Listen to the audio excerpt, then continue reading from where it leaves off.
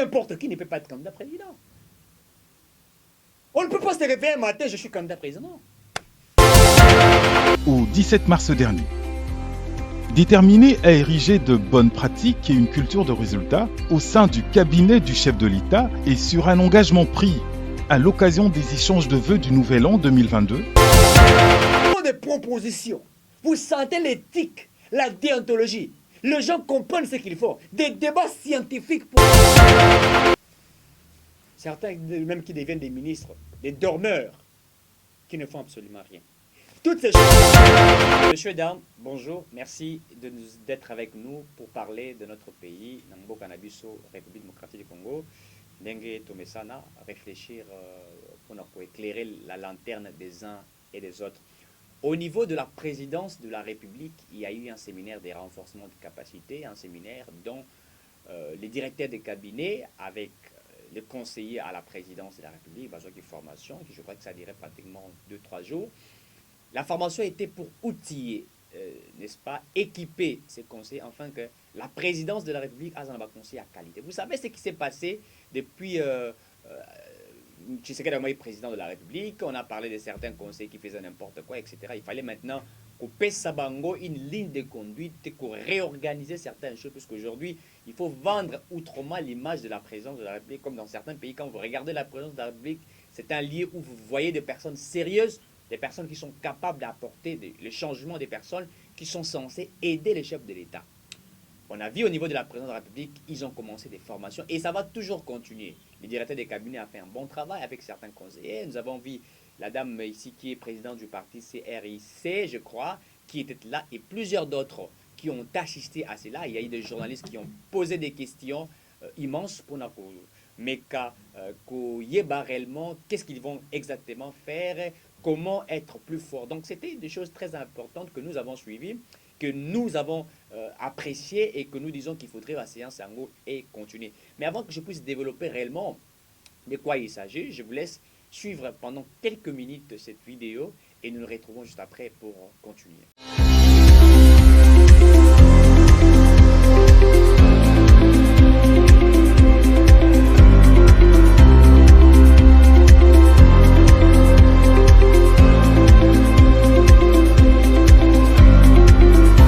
À l'initiative du directeur de cabinet du chef de l'État, M. Guilain Niebo-Bouizia, il s'est tenu 3 jours de séminaire à la grande salle de congrès du Palais de la Nation. Au programme, le renforcement des capacités des agents de la présidence. Ce fut du 15 au 17 mars dernier.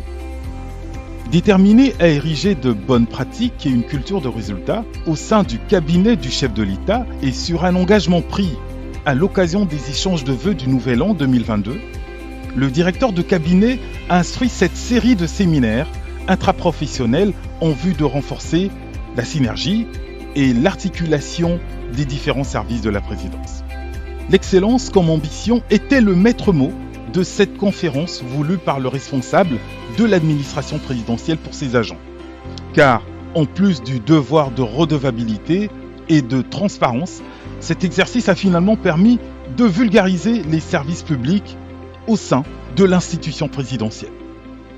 Le bon fonctionnement d'une administration n'étant pas le fait du hasard, mais le fruit de bonnes pratiques, avait ici pour toile de fond excellence, efficacité, résultat. Après une première journée dédiée à la vulgarisation du budget du cabinet du chef de l'État, suivront 3 jours d'intense activité durant lesquels les modérateurs de circonstances, Madame Nicole Toumba-Boachia et André Wameso Kwaloloki, tous deux directeurs de cabinet adjoints du chef de l'État, auront brillamment distribué la parole aux différents responsables de service. Différents séminaires se sont succédés et ont permis à plusieurs experts d'expliquer le fonctionnement de leurs services respectifs. Le service de communication présidentielle a été porté avec talent par M. Eric Nindou, directeur de communication du chef de l'État, ainsi que M. Tarsis Kassongo Mwema, porte-parole du chef de l'État. La sécurité interne a été illustrée par M. Didier Baitopala, coordonnateur de la sécurité interne du chef de l'État, et M. Fabien Chimakinda, assistant chargé de la gestion des sites présidentiels et le contrôle d'accès. La garde républicaine a été présentée par le général-major Christian Chiwewe Songesa, commandant de la garde républicaine, ainsi que le général des brigades, Kabi Kiriza Ephraim. Le service de protocole d'État a été exposé par M. Freddy Kangoudia, directeur de protocole du chef de l'État, ainsi que M. Banza, directeur de protocole d'État aux affaires étrangères. Le fonctionnement du service de l'intendance a été porté par M. Tati Bilolo, intendant du chef de l'État. Et enfin, la logistique dont le fonctionnement a été présenté par M. Serge Moussangou, assistant logistique adjoint du chef de l'État. L'exposé de ces différents experts ont révélé la nécessité d'organiser de telles assises. Un investissement pour renforcer les capacités des agents et s'assurer du bon fonctionnement des services au sein de la présidence. À la clé, l'optimisation des procédures et la maximisation des synergies, ceci afin de permettre à chaque service de porter au mieux ses prérogatives d'attribution et de mieux interagir avec les autres services du cabinet. Fidèle à sa réputation de rigueur et de minutie, le chef de l'administration présidentielle a tenu à ce que ces formations profitent à tout le personnel. Raison pour laquelle même le service de sécurité interne et la garde républicaine ont eu à exposer durant ces assises. La question ici, ce n'était pas de se faire des pics ou de s'auto-flageller, mais c'est simplement arriver à améliorer, on va dire, le fonctionnement du cabinet pour que aussi l'extérieur puisse comprendre qu'il y a une certaine cohérence entre tous les services du cabinet. Ce que nous pouvons retenir de ces 2 jours de dur labeur, en attendant qu'un rapport soit apprêté et soumis à son Excellence, Monsieur le Directeur de cabinet. Je voudrais inviter tous les services au respect des textes relatifs aux finances publiques. L'exemple donné au sommet de l'État doit inspirer les autres administrations car, dans un État constitué, c'est notamment par le renforcement de l'administration que l'on renforce la République. Loin d'être anecdotique, ce colloque envoie un signal fort d'excellence et de bonne administration pour qu'enfin celle-ci ne soit plus le parent pauvre de la République, mais sa force tranquille. Une initiative à saluer, à développer, à imiter.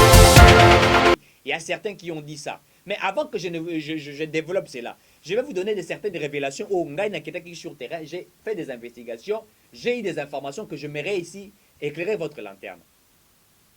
Lorsque tout ça collaborera toujours à chaque moment que non, nous avons une économie bizarre, certains nous disent que non, cette économie, Félix Tshisekedi pouvait aussi travailler d'une bonne manière afin que de diversifier le secteur économique. Oui, vous avez pratiquement raison.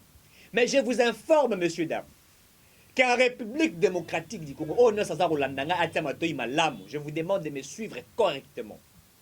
Dans la République démocratique du Congo, toutes les banques de la République démocratique du Congo,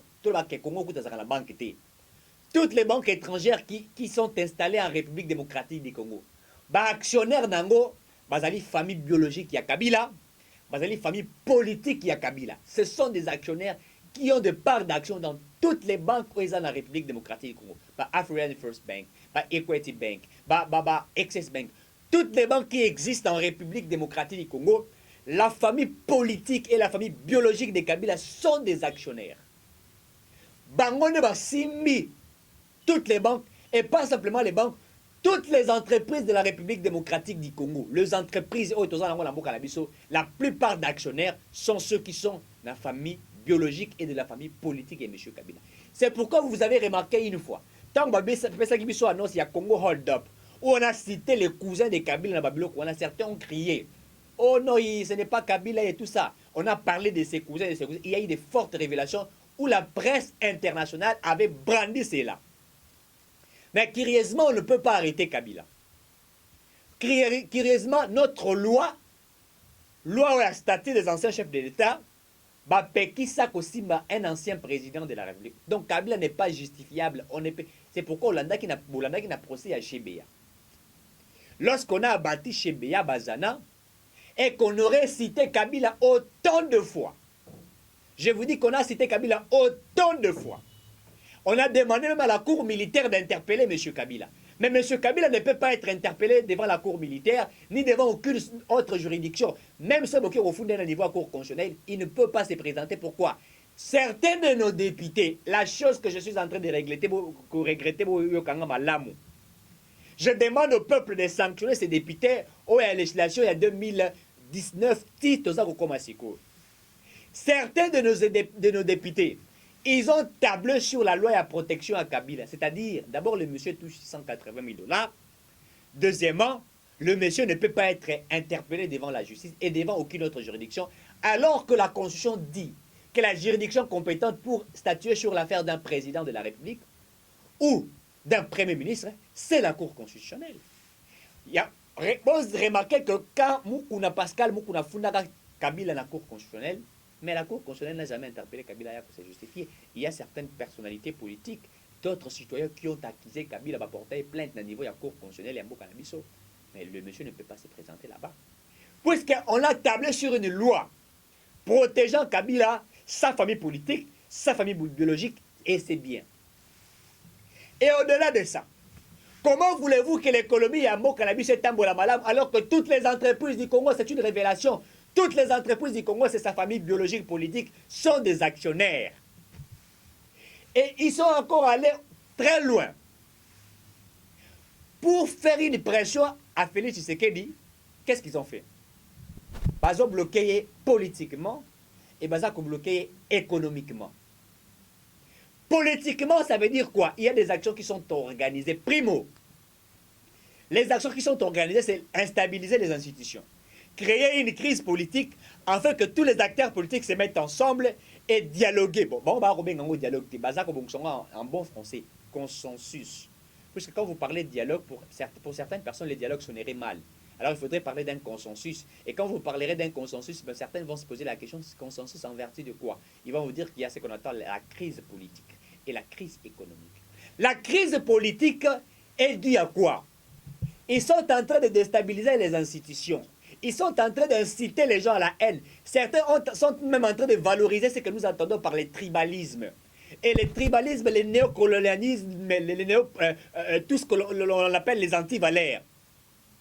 Ils sont en train de le faire. Et pour cela, il faudrait qu'on crée une crise au sein des institutions. Lorsque la crise est créée au sein des institutions, cela ferait en sorte que les institutions de la République qui sont établies, le Parlement, la présidence de la République, les cours de tribunaux, etc., toutes les institutions qui sont établies auront un problème du fonctionnement. Et quand il y aura un problème du fonctionnement, eh bien, ces acteurs politiques vont se mettre autour d'une table et ils vont discuter toutes les questions afin qu'il y ait un consensus.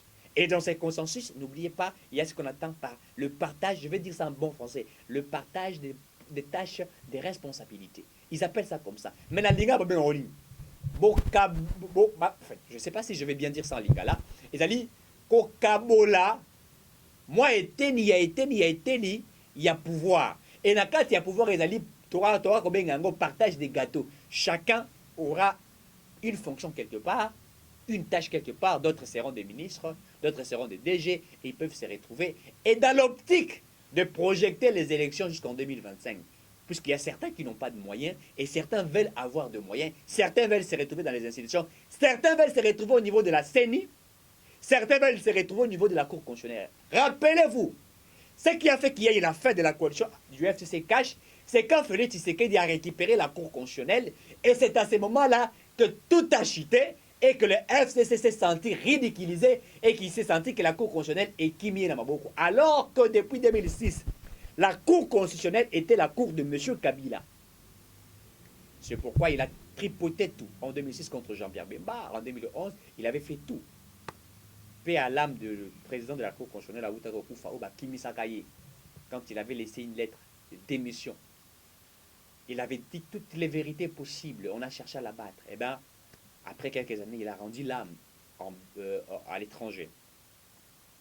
Et donc, comprenez que, messieurs, dames, que la République démocratique du Congo aujourd'hui, qu'on a légué à Félix Tshisekedi, il récupère un État, mais dont, je dis les capitaux, le moyen qui pouvait permettre au gouvernement de fonctionner, à l'État de fonctionner, comment je peux dire, je ne dirais pas subventionné, mais je dis est maintenu par une famille politique, par une famille biologique jusqu'à ce moment. Si aujourd'hui Jean-Tini Gobila a beaucoup de difficultés pour la ville-province de Kinshasa, rappelez-vous, il devient gouverneur, il trouve na compte, il a vu la Kinshasa, même pas un rond. Kimbout a pris tout, pouf, il a bouffé, il est parti. Il est allé se cacher au sein des institutions. C'est pourquoi Gilles Aliguette aurait dit un jour que tous les voleurs aujourd'hui se sont cachés dans le Sénat. Mais il n'a pas menti. Les gens ont dit non, les Lisanga Bungang, comment il s'appelle, les Makila, oh non, il doit venir se justifier devant le Sénat. Vous demandez à un inspecteur de finances de venir se justifier devant le Sénat. Même en tête à poule dans le procès, dans le projet d'Yebukang Alonso, dont on parlerait de plus de 200 millions de dollars, il en a détourné. Aujourd'hui, il se cache où? Au Sénat. Kimbout a détruit Kinshasa ici. Kimbout a détruit la ville-province de Kinshasa. Kimbout a détruit Kinshasa. Et Kimbout se retrouve où? Il est au Sénat. Il s'est caché. Quand vous regardez la gestion de Jean-Tini Gobila aujourd'hui, et que vous regardez la gestion de Kimbuta, vous trouverez que, je vous dis qu'il y a une différence immense, incroyable. Kimbuta n'a même pas construit une route. Kimbuta n'a absolument rien fait dans la ville province de Kinshasa. Kimbuta a détruit la ville. Kimbuta a, c'est-à-dire qu'il a exploité les ressources de la ville. Même, comment on appelle ça, les rétrocessions qui venaient de certaines provinces pour Kinshasa. Il en a tout fait. Kimbuta a placé ses enfants, les Janota Kimbuta et tout ça, dans les entreprises, des GRK et tout, partout. Et la ville de Kinshasa est restée comme ça. Quand Gobila vient, on lui lègue une ville sans moyens. Et vous voulez qu'il travaille comment? Sans moyens. La même chose qu'on a fait à Fachi. Il vient, il trouve même les réserves d'échange. On a vraiment détruit notre pays, à telle enseigne qu'il trouve les réserves d'échange à pratiquement dans les 3 millions de dollars. Il trouve le budget de l'État dans moins de 4 milliards de dollars, mais dont certains sont devenus des milliardaires et qui ont de l'argent pratiquement dans les 16 milliards, 18 milliards, 20 milliards de dollars. Un individu qui a construit même un État dans un État. Moi, j'appelle Kingakati un État dans un État. Il a construit. Et il vit mieux. Et à Kingakati, il y a l'aéroport. Si vous allez à Kinga, vous trouverez l'aéroport. Il y a des supermarchés. Il y a, je ne sais pas moi, des parcs. À Kingakati, c'est une belle ville. Donc, Kabila, en 18 ans, n'a su construire la RDC, mais il a construit un État dans un État et il a tout amélioré. Il est à l'aise et il vit mieux. Et il vit mieux. Ses membres continuent à bloquer le président Félix Tshisekedi et continuent à avoir de l'argent et certains sont infiltrés au sein de l'Union sacrée. Mais j'ai été sidéré, moi. Voir Delis Esanga, un député que j'ai apprécié, je l'ai dit en toute sincérité. J'ai aimé ses réflexions. J'ai aimé sa capacité intellectuelle. On peut tout dire de lui. L'homme, des fois, a comment on appelle ça, des réactions épidermiques à un certain moment quand il n'est pas satisfait. Mais Delis Esanga, c'est parmi des députés qu'il faudrait dire que des gens qui réfléchissent, qui ont, ce que nous disons, comment dirais-je, une énergie positive. Delis Esanga a proposé une loi, la loi électorale. Et dans la proposition de la loi électorale, le FCC ne s'est pas retrouvé.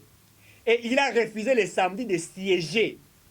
Pourquoi? Denis Sestang a dit, nous voulons qu'il y ait des réformes de la loi électorale, mais dans ces réformes, nous ne parlerons jamais d'un consensus. Nous devrions tracer un chemin pour que nous partions et que nous allions aux élections. Ah ben, j'ai apprécié. Deuxièmement, Denis Sestang a dit qu'il faudrait que les élections aient un détour, mais attention, comme la Constitution, n'est-ce pas, a été révisée, vous rappelez-vous, notre Constitution a été révisée en 2011, les élections du premier tour, avant c'était 2 tours en 2006, en 2011, comme ça, on a un tour manquant. Alors il faudrait revoir ça à 2 tours, mais bon, comme nous sommes dans un état de siège, impérativement, il est impossible de revoir la Constitution. Il dit, bon, cette question, on va le voir après, on va tabler sur cela après, mais au-delà de ça, Denis Sessang a dit, il faudrait à ce que ceux qui seront des candidats députés, qui n'aient pas de suppléants, membres de la famille na bango, cousine na bango, il faut y avoir la partie politique na bato mouchouchou. Ça c'est la première des choses. Deuxièmement, il demande que va supprimer le centre de compilation, que chaque bureau affiche les résultats après les élections. Vous voyez l'esprit de l'homme. Vous voyez la capacité intellectuelle de ce monsieur. Et au-delà de ça, je crois que l'article 16 de cette proposition de loi, où il dit, il parlerait même de la sanction de la CENI, du président et de son bureau, s'il violait les textes qui sont élaborés. Il a fait des propositions, de très bonnes propositions de la loi électorale. Puisque Delis Sanga voudrait à ce que nous partions aux élections et qu'il y ait des élections. Mais le FCC a refusé de siéger. Le FCC parle toujours d'un consensus. Tous les communicateurs du PPRD, du FCC, dans tous les plateaux, vous trouverez ces gens en train de parler d'un consensus, en train de dire que la CENI se poserait un problème, il faudrait un consensus. D'ailleurs, ils avaient même prémédité avant. Oh non, il ne faut pas des Nicadima et tout ça, il vient de l'IDPS et tout. Ils n'ont pas su démontrer qu'il venait de l'IDPS. Et après, sinon, les confessions religieuses, ils ne se sont pas mis d'accord, il faut revoir. Ça, ils n'ont pas réussi. Avant, la Mouka avait commencé avec ça, mais après, cela a été modifié, a été changé. D'abord, il faudrait dire que la Mouka, Martin Fayulu et les autres ont même proposé une loi électorale. J'apprécie ce qui a été fait. Mais je vous dis que la loi des délits, c'est ça, avec la loi des Fayulu, c'est vraiment une contradiction. Vous trouverez qu'il y a des choses qui ne marchent pas vraiment de pair. Mais la Mouka a fait des propositions. Le FCC ne fait aucune proposition. Mais pour lui, il veut impérativement qu'il y ait un consensus.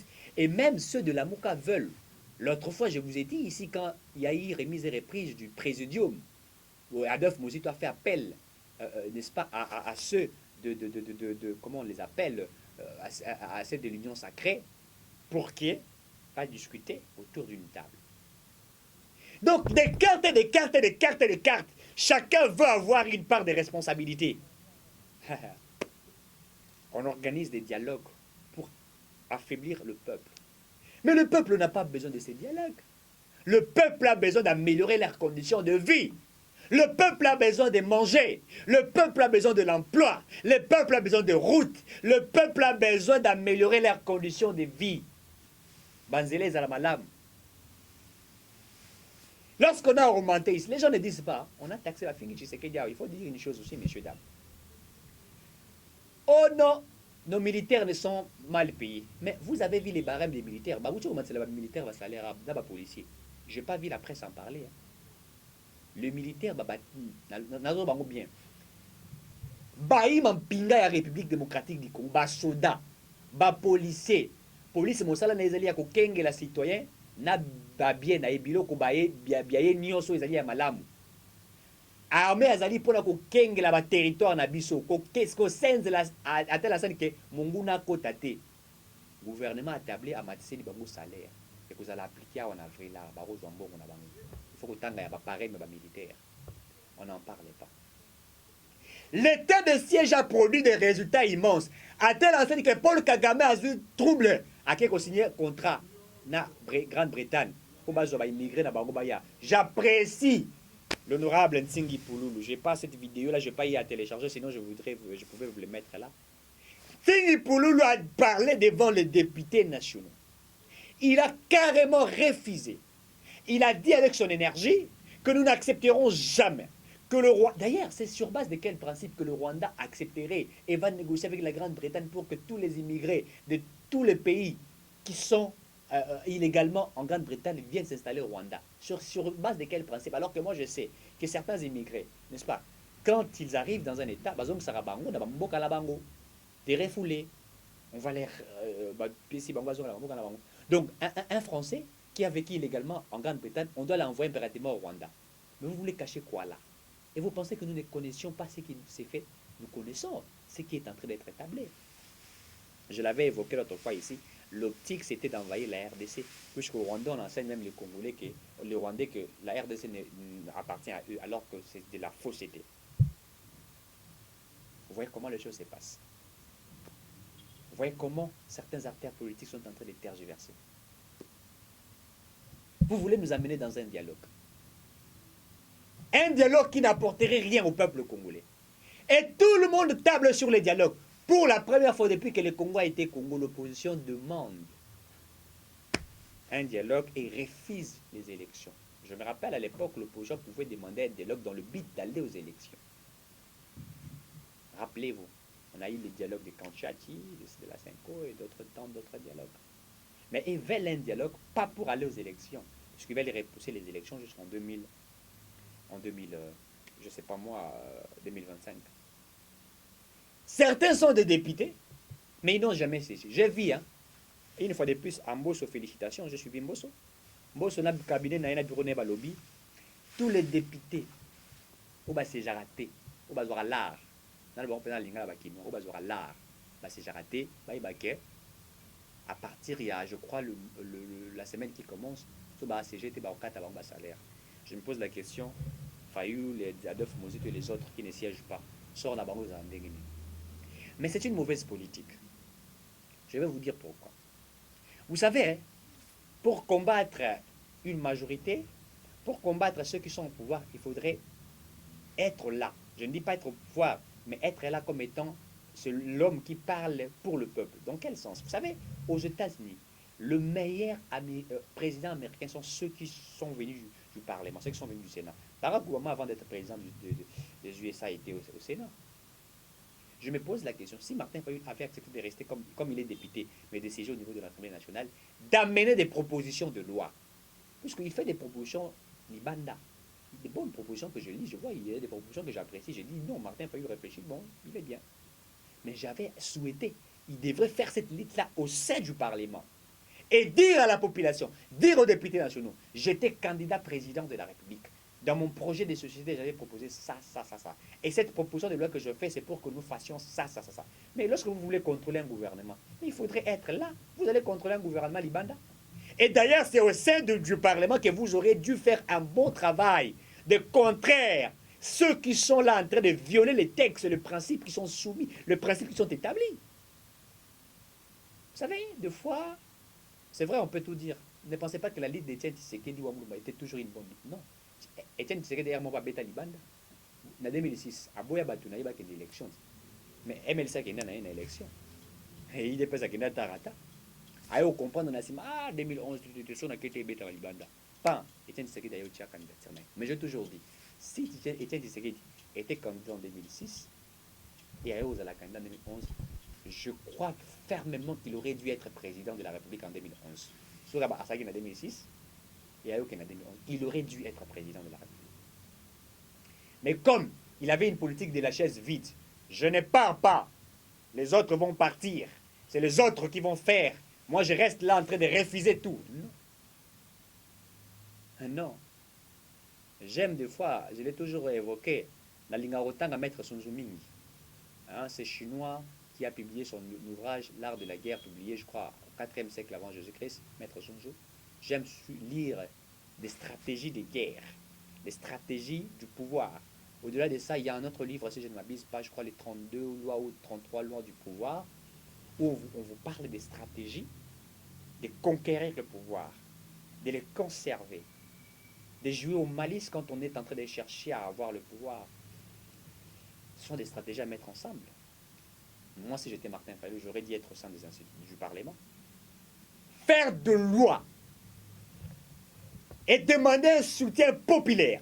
Je fais de loi, je descends sur le terrain, je parle à la population, je présente des lois, je fais des conférences de presse, je voyage ça et là, je pars vers certains parlements américains, parlement de la Grande-Bretagne, parlement français, je parle de réforme de la loi en République démocratique du Congo. J'aurais dû faire ça au sein du Parlement. Martin Fayulu, c'est la stratégie que vous avez manquée. Si vous me suivez, si vous avez encore vos deux pieds sur terre, revenez au bon sentiment. Comprenez que pour faire un bon lit, hein, la lit, votre lit, s'il vous plaît, vous devriez être au sein du Parlement et le faire. Ça ne va pas vous rabaisser. Barack Obama, pour être président, il a été sénateur. Il a commencé par ça. Nous voulons aller aux élections. Il y a des gens qui proposent la loi électorale. Moi, je suis pour la proposition de la loi électorale. Pousse d'abord la question du seuil. De 1% et 3%, ça pose un problème. La caution, d'abord pour la caution au sein pour les présidents de la République, moi je veux que Bob Matsango le chouche. Il a 100 000 $. Comment vous pouvez être candidat président, il faut avoir 100 000 $? C'est peu. Vous savez, c'est pourquoi j'aime la proposition de loi Yanoa Tchani, hein, la loi de père et de mère, où on verrouille d'abord. Il faut vraiment abonder comme moi. À un certain niveau, hein, il faudrait réduire certaines fonctions comment dirais-je, recycler, tamiser. Vous tamisez président pour me dire président président, il faut ça. Donc, à mon avis, pas si président tient combien de niveau est chômé. Mutu wazara mutu auti Belgique là maman ina kisasa wote candidat président. Oscar Cash la nous a menti sinon. Auti les États-Unis wana ye maman wote na ina fongo la kobongisa Kongo. Ali banda katana na élection akima zonga na États-Unis go saba kofu naye. Celle qui coule izo so zote ka bilamba soki na wapi aye mbala wote candidat président.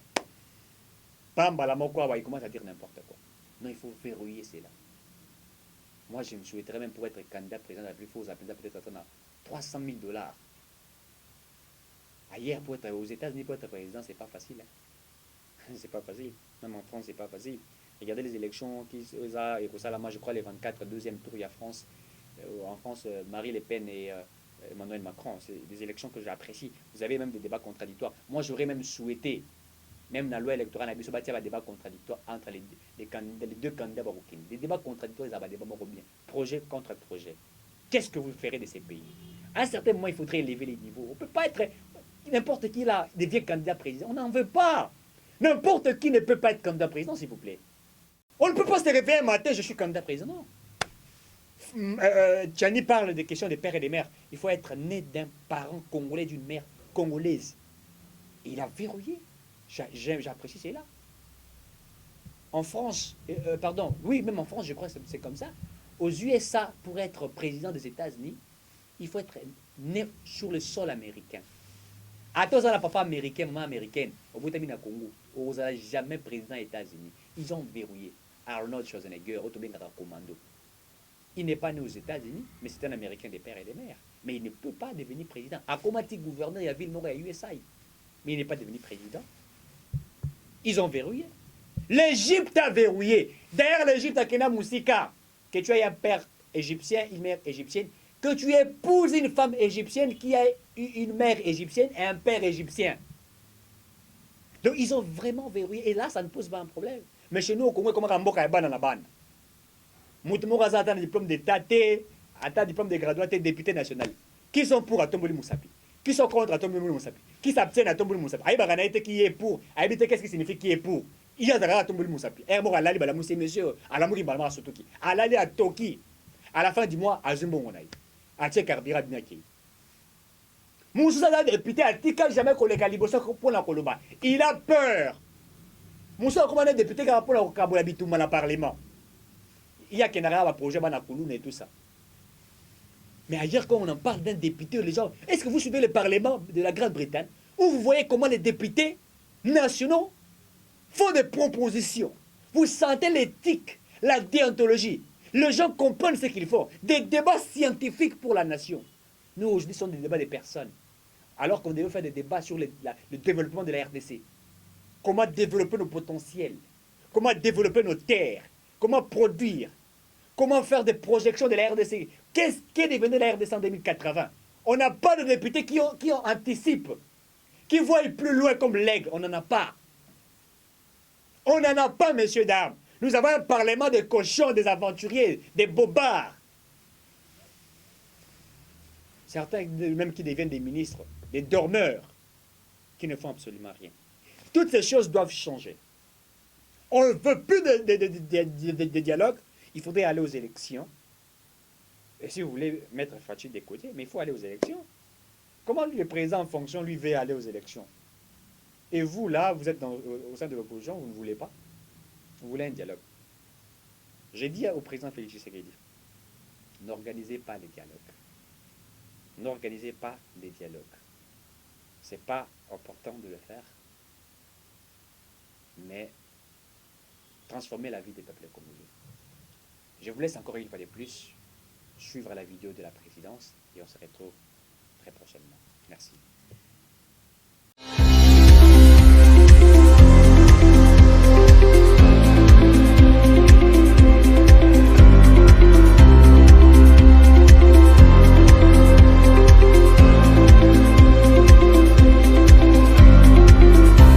À l'initiative du directeur de cabinet du chef de l'État, M. Guilain Niebo-Bouizia, il s'est tenu 3 jours de séminaire à la grande salle de congrès du Palais de la Nation. Au programme, le renforcement des capacités des agents de la présidence. Ce fut du 15 au 17 mars dernier. Déterminé à ériger de bonnes pratiques et une culture de résultats au sein du cabinet du chef de l'État et sur un engagement pris à l'occasion des échanges de vœux du Nouvel An 2022, le directeur de cabinet a instruit cette série de séminaires intraprofessionnels en vue de renforcer la synergie et l'articulation des différents services de la présidence. L'excellence comme ambition était le maître mot de cette conférence voulue par le responsable de l'administration présidentielle pour ses agents. Car, en plus du devoir de redevabilité et de transparence, cet exercice a finalement permis de vulgariser les services publics au sein de l'institution présidentielle. Le bon fonctionnement d'une administration n'étant pas le fait du hasard, mais le fruit de bonnes pratiques, avait ici pour toile de fond excellence, efficacité, résultat. Après une première journée dédiée à la vulgarisation du budget du cabinet du chef de l'État, suivront 3 jours d'intenses activités durant lesquelles les modérateurs de circonstances, Madame Nicole Toumba-Boachia et André Wameso Kwaloloki, tous deux directeurs de cabinet adjoints du chef de l'État, auront brillamment distribué la parole aux différents responsables de service. Différents séminaires se sont succédés et ont permis à plusieurs experts d'expliquer le fonctionnement de leurs services respectifs. Le service de communication présidentielle a été porté avec talent par M. Eric Nindou, directeur de communication du chef de l'État, ainsi que M. Tarsis Kassongo Mwema, porte-parole du chef de l'État. La sécurité interne a été illustrée par M. Didier Baitopala, coordonnateur de la sécurité interne du chef de l'État, et M. Fabien Chimakinda, assistant chargé de la gestion des sites présidentiels et le contrôle d'accès. La garde républicaine a été présentée par le général-major Christian Chiwewe Songesa, commandant de la garde républicaine, ainsi que le général des brigades, Kabi Kiriza Ephraïm. Le service de protocole d'État a été exposé par M. Freddy Kangoudia, directeur de protocole du chef de l'État, ainsi que M. Banza, directeur de protocole d'État aux affaires étrangères. Le fonctionnement du service de l'intendance a été porté par M. Tati Bilolo, intendant du chef de l'État. Et enfin, la logistique dont le fonctionnement a été présenté par M. Serge Moussangou, assistant logistique adjoint du chef de l'État. L'exposé de ces différents experts ont révélé la nécessité d'organiser de telles assises. Un investissement pour renforcer les capacités des agents et s'assurer du bon fonctionnement des services au sein de la présidence. À la clé, l'optimisation des procédures et la maximisation des synergies, ceci afin de permettre à chaque service de porter au mieux ses prérogatives d'attribution et de mieux interagir avec les autres services du cabinet. Fidèle à sa réputation de rigueur et de minutie, le chef de l'administration présidentielle a tenu à ce que ces formations profitent à tout le personnel. Raison pour laquelle même le service de sécurité interne et la garde républicaine ont eu à exposer durant ces assises. La question ici, ce n'était pas de se faire des pics ou de s'auto-flageller, mais c'est simplement arriver à améliorer, on va dire, le fonctionnement du cabinet pour que aussi l'extérieur puisse comprendre qu'il y a une certaine cohérence entre tous les services du cabinet. Ce que nous pouvons retenir de ces 2 jours de dur labeur, en attendant qu'un rapport soit apprêté et soumis à son Excellence, Monsieur le Directeur de cabinet. Je voudrais inviter tous les services au respect des textes relatifs aux finances publiques. L'exemple donné au sommet de l'État doit inspirer les autres administrations car, dans un État constitué, c'est notamment par le renforcement de l'administration que l'on renforce la République. Loin d'être anecdotique, ce colloque envoie un signal fort d'excellence et de bonne administration pour qu'enfin celle-ci ne soit plus le parent pauvre de la République, mais sa force tranquille. Une initiative à saluer, à développer, à imiter.